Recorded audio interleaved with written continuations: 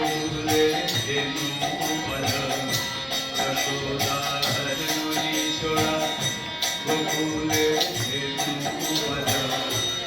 রাময় রাস বিহারী গোপীর দুষ্টু বালক যশোদার নদী চোরা গোকুলের ধেনু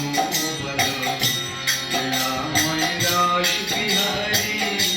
গোপীর দুষ্টু বালক যার হাতে ধ্বংস পালক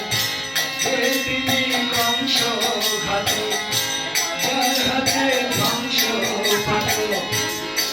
তিনি কংস ঘাতক বৃন্দাবন সেই